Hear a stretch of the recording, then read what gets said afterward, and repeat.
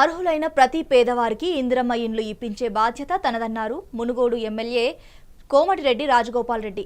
యాదాద్రి భువనగిరి జిల్లా సంస్థాన్ నారాయణపురం మండలంలోని డాకుతండా, రాధానగర్ తండా, పోర్లగడ్డ తండాలో ఆయన పర్యటించారు. తండావాసులు ఎదుర్కొంటున్న సమస్యలను అడిగి తెలుసుకున్నారు. అనంతరం ప్రజలకు అండగా ఉంటామని హామీ ఇచ్చారు.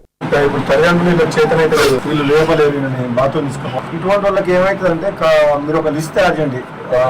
పెన్షన్ వచ్చినా కానీ చేసేటోళ్ళు లేరు కదా, వీళ్ళకి పెన్షన్ వస్తుంది, తల్లిదండ్రులు ఉన్నారు కాబట్టి చేస్తున్నారు, లేకపోతే చేయలేరు కదా. పెన్షన్ ఇచ్చిన 3,000 రూపాయలు ఇస్తే ఏమవుతుంది? 3,000 4,000 వస్తుంది. చేసేటోళ్ళు కావాలి. అందుకనే ఒకటి రీహాబిలేషన్ సెంటర్ అని ఉంటుంది. రీహాబిలేషన్ సెంటర్ అంటే మనం ప్రతి మండల హెడ్ క్వార్టర్ లో ఒక రీహాబిలేషన్ సెంటర్ కట్టినామనుకో, మనం కడదాం. మనం గవర్నమెంట్ ద్వారా కాదు, ప్రైవేట్ కోమటిరెడ్డి సుశీలమ్మ ఫౌండేషన్ ద్వారా కట్టాలి. తయారు చేసిన ఒక రీహాబిలేషన్ సెంటర్ కడితే 100 మందికి 150 మందికి ఉంటుంది. ఇప్పుడు ఊరికి ఇస్తుంది.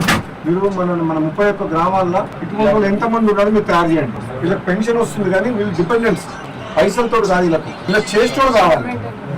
వీళ్ళు బతికిన రోజులు రీహాబిలేషన్ సెంటర్ లో ఒకసారి జాయిన్ చేసినాం అనుకో, వాళ్ళు రీహాబిలేషన్ సెంటర్ లో వాళ్ళు నర్సుల మాదిరిగా ఉండి ఒక 150 మంది ఉంటారు, 2-3 ఎకరాల స్థలం ఉంటుంది రీహాబిలేషన్ సెంటర్.